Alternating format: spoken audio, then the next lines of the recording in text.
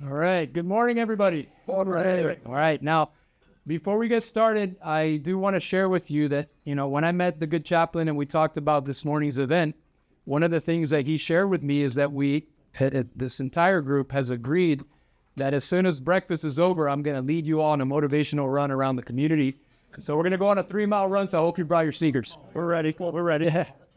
All right. No, but in all seriousness, obviously today, we're here to honor those who've gone before us, our brothers and sisters in arms, who paid the ultimate sacrifice, right, with their lives in defense of this great nation.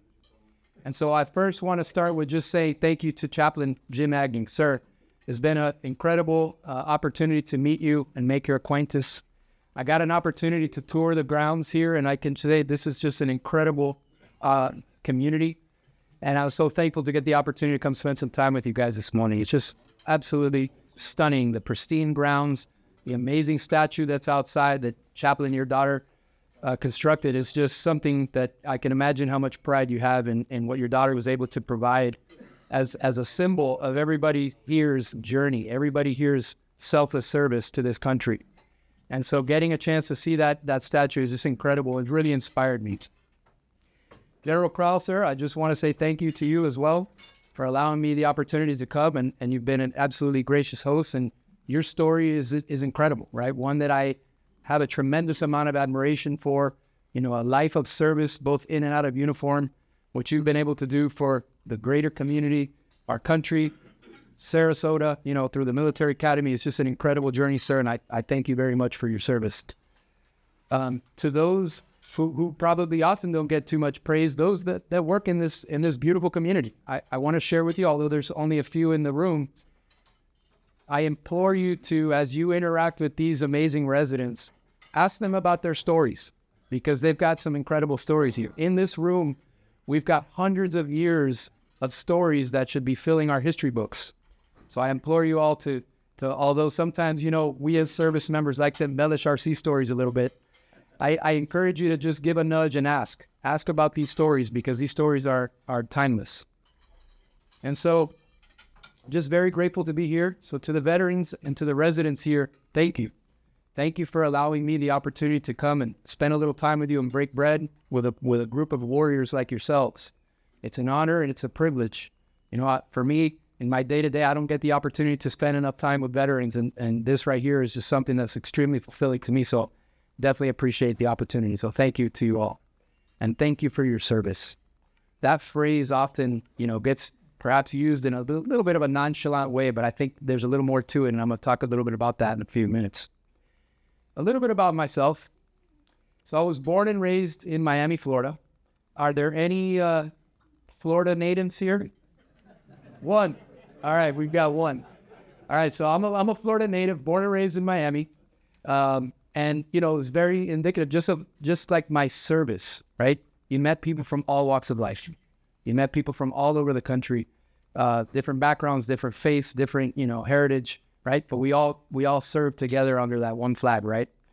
And so I was born in Miami to Cuban immigrant parents, both of which fled a tyrannical rule at the beginning stages of the Castro regime when they were both very young.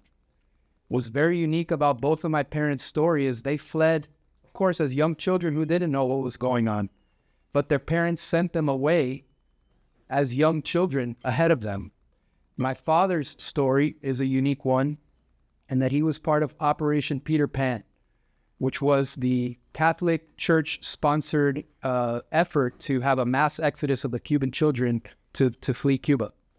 And so fortunately for him, as many, unfortunately, these young children would be sent all over the country and some different parts of the globe, my father had some relatives who had preceded him and already had established a presence in Miami. My aunt, my father's aunt, had set up a foster home where she had about 20 young boys who had been sent away awaiting their parents' arrival. And both of my parents spent a couple years without seeing their parents. And so for me, I reflect on that as imagine and now as a father especially, imagine the desperation one must have that they'd be willing to send their children away to a strange land where they don't speak the language, where they don't know anybody. Fortunately for my father, he knew his aunt. But the situation was so dire that the best alternative was to send them away to strangers and to send them to a country as wonderful as this one. And it's wonderful and it's great and it's free because of all the people in this room. And for that, I'm thankful, right? Because my story starts there. Had my parents not been able to flee that country and make their life here in America, I wouldn't have been here in front of you today. And I wouldn't have been able to take advantage of the wonderful opportunities that this country offers us all. So I thank you so much for your service, because you all paved the way for people like myself and the next generation of warriors who's come after you all. So like many of you, I decided at a certain point, some of us have a kind of a, like, you know exactly the day that you decided to join the service, right? Some people, of course, it was in a courtroom where you either had jail or the recruiter's office, right? Now, that wasn't me. I don't know if it was anybody in this room, but I know that's the story for some. But for me, my story started as a young boy. As an 8-year-old boy, I was attending Catholic Mass in Miami, and I got to experience a color guard demonstration from an organization called the Young Marines, which I'm sure they wouldn't appreciate me comparing them to, but they're similar to like the Boy Scouts, right? But the Marine Corps version. So a lot tougher, a lot rougher, and a lot more close order drill, right? And so for me, I saw these Marines, these young men, these are young kids, right? That were wearing the Marine Corps uniform, carrying the Marine Corps flag, carrying the U.S. flag in a color guard detail in the Mass. And what I saw from them was a level of discipline, precision in their movements, like very obvious pride in their uniforms. And I knew that was an organization that I wanted to be a part of. And so I joined as a young kid at 8 years old. And what's interesting is during that time was around the time of the first Gulf War. And we had some of the kids whose parents were like, I don't want my son getting sent to the Middle East. Although we're just kids. Of course, they're not going to send us, right? But so spent a little bit of time as a young Marine. And at that point, I knew eventually I would want to be a U.S. Marine as an adult. And that was the moment for me. So fast forward, I graduated high school. Like many of you, rose my right hand, took that oath to support and defend the Constitution against all enemies, foreign and domestic. And I went to boot camp in Parris Island, South Carolina, battling the sand fleas and the drill instructors in Parris Island. I went off and did my training. I was an intelligence analyst, so I spent some time in Virginia Beach for training. And then I was sent to my first duty station, which was in Hawaii, which sounds pretty awesome, right? Pretty exotic to get sent off to Hawaii. But I can tell you that I did not spend my time in Hawaii surfing, because the majority of the time that I was actually stationed in Hawaii, this was the post 9/11 era, I was sent abroad, right? And I was either training for combat or sent to combat. And so I was attached to an infantry unit based out of Hawaii and traveled all over the Pacific. Eventually, I would do a tour in Fallujah, which I was there for the second Battle of Fallujah, which was considered some of the bloodiest urban fighting since Hue City. And we lost a lot of Marines during that time, a lot of service members. Of course, it was all services represented in that area. And so getting that first experience in a combat zone for me was an incredible experience, right? Obviously a somber one where you really realize, hey, this is what I signed up for. I signed up to be away from my parents, to miss Christmas, to miss birthdays, just like every single one of you has done in the past. I came back from Iraq and immediately turned around and went to Afghanistan.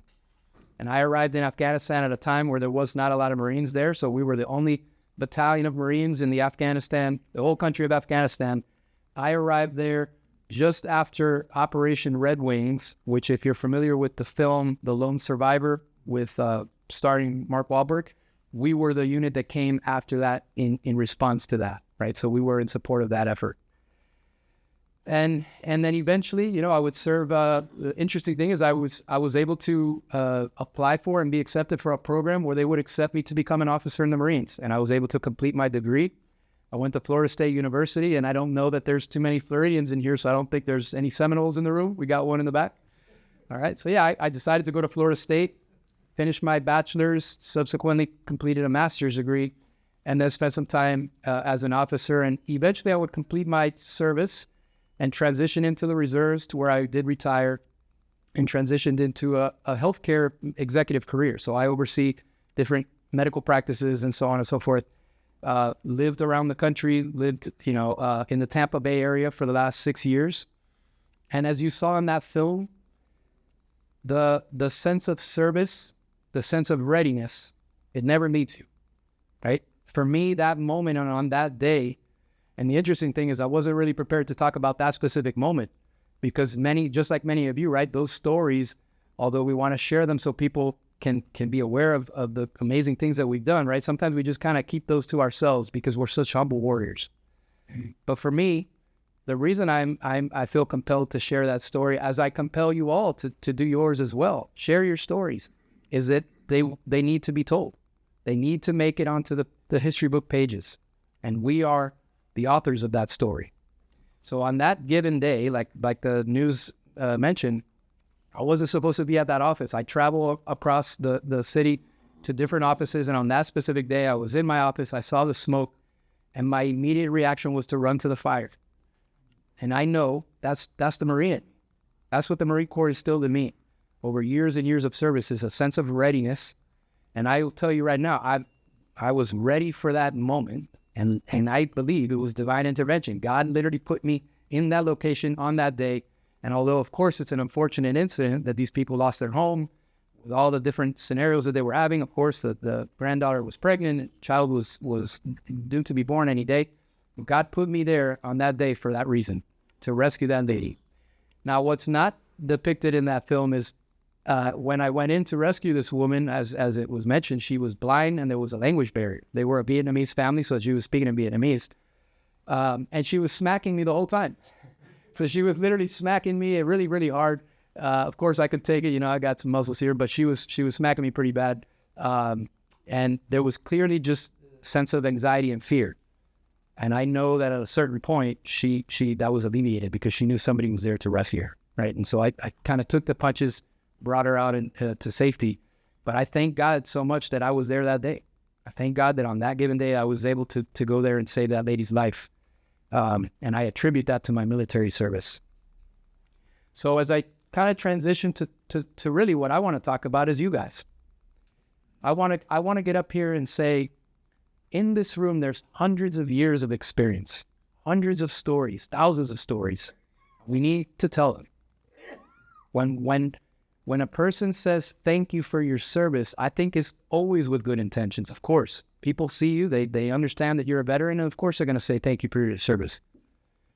It's up to us to provide them an itemized receipt of what that service really is, because I don't think everybody knows exactly what that means.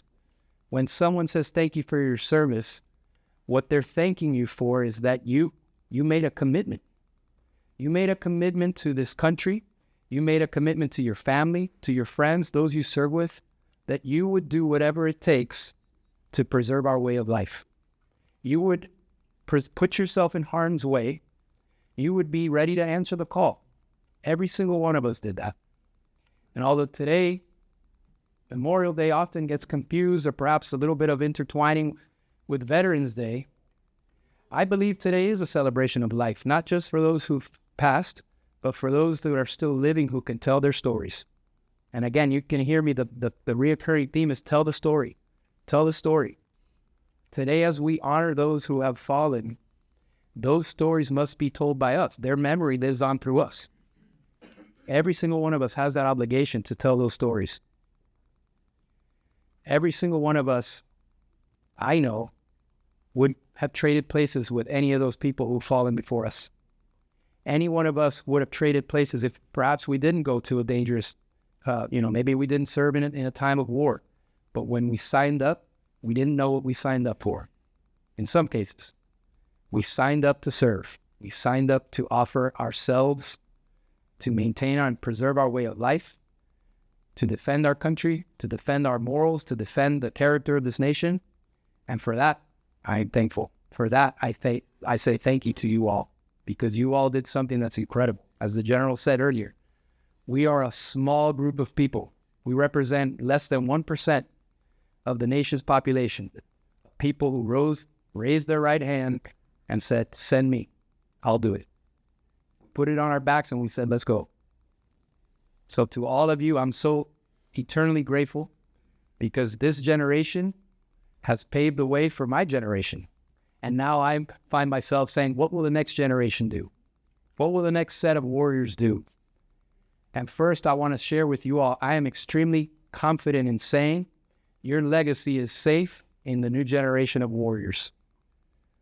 They follow in your footsteps. They read your stories. They read battlefield studies, case studies about the things that this generation has done in an effort to continue to improve and continue to serve and defend this nation. And for that, I just want you all to know and that you should be at peace, that today's generation of warfighters are among the most lethal in the world.